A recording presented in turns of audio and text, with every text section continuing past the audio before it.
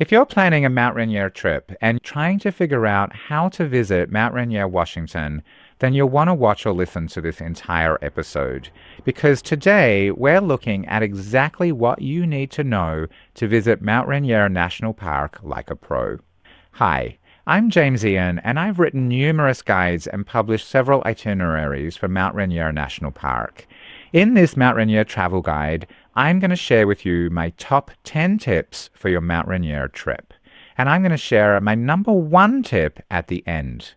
If you're watching this on YouTube, like and subscribe right now. And if you're watching or listening to this somewhere else, please follow my podcast to get the episodes as they come out. Mount Rainier isn't the biggest national park, but it has a huge mountain in the middle of it. This can make it a little complicated to plan for. You need to know how to access the park, how to get around from one section to the other, and how to beat the crowds. The tips I'll be sharing in my Mount Rainier National Park guide today will help make it all easier. Be sure to stay to the end where I'll be sharing my number one tip for Mount Rainier National Park. Let's get started. Welcome to National Parks Collecting with James Ian. He's a national park expert. He's here to help you have the best national parks trips ever. Get tips, discover hidden gems, and learn all you need to know. This is your path to collecting national parks experiences, memories, and maybe even a stamp or two. Mount Rainier National Park is one of the snowiest places in the United States. In fact, the Paradise area of the park gets an average of 640 inches. That's more than 53 feet of snowfall each year. So, my first tip for visiting Mount Rainier National Park is probably not surprising. When you visit Mount Rainier, you should be prepared for snow on the trails in June and even in July. All that snow doesn't disappear overnight, which is why Mount Rainier is famous for its lingering snow.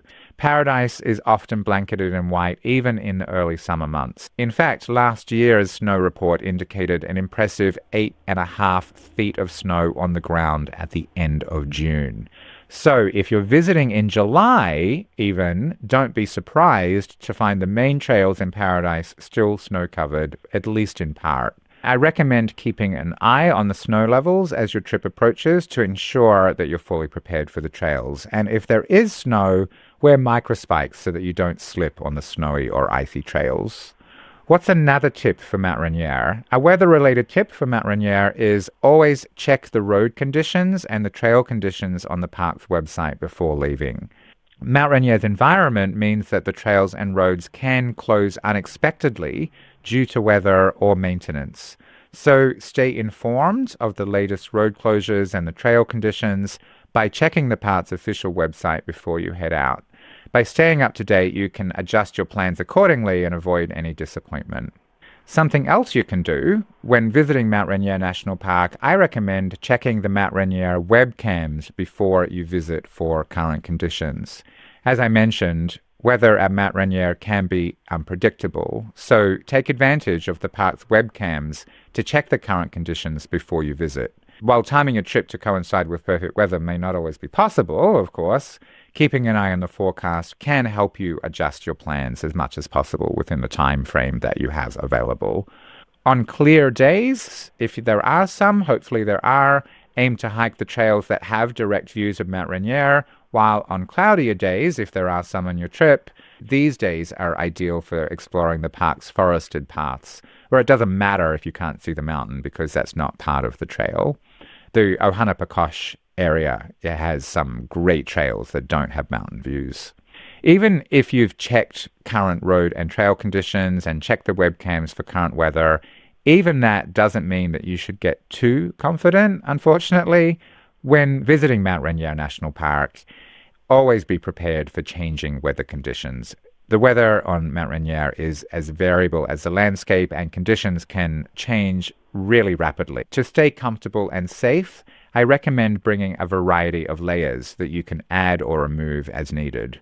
Waterproof clothing is also essential, as rain showers can arrive unexpectedly. Even on sunny days, the temperatures can be cool, especially at the higher elevations, so having a warm jacket can be a lifesaver.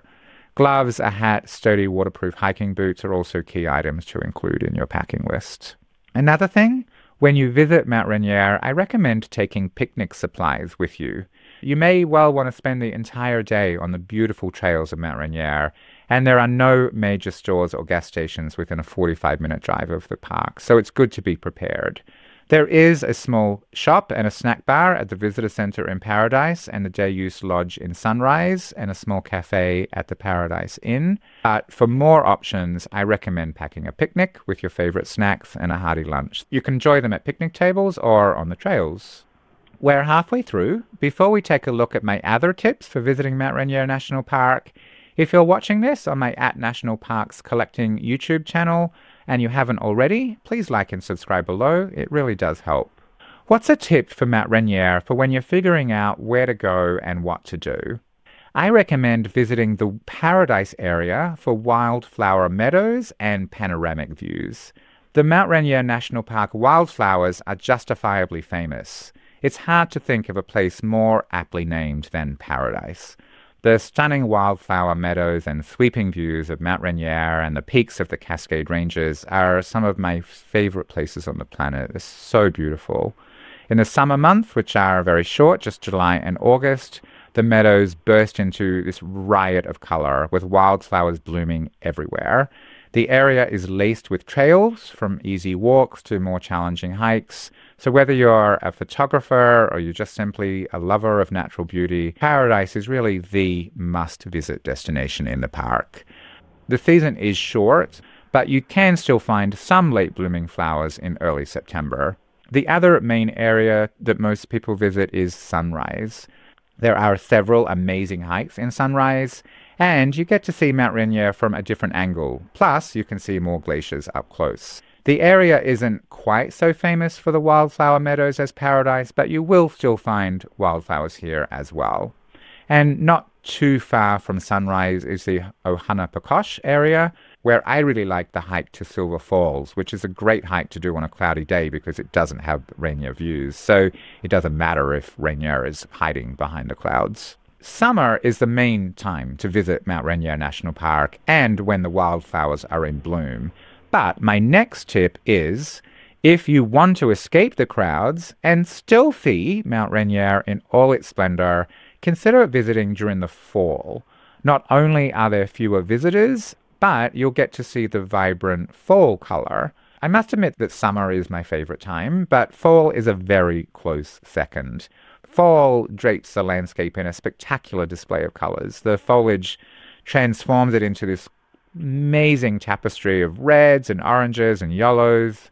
Plus, the park is generally less crowded and the cooler temperatures make for really pleasant hiking conditions. My next tip is really, really important if you're visiting in summer. When you visit Mount Rainier National Park, you need to know about the timed entry reservation system.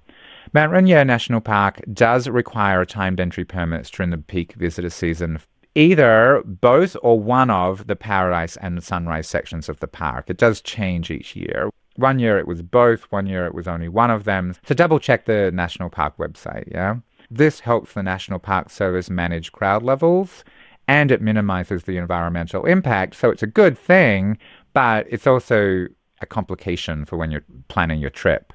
The permits are released in advance and they typically disappear almost the second that they become available. So you need to know when they open up and be prepared to grab one straight away. What's the biggest tip I can give to people planning a trip to Mount Rainier National Park? We've looked at 8 tips. We have 2 more to go. Stay to the end to hear my top tip in just a moment.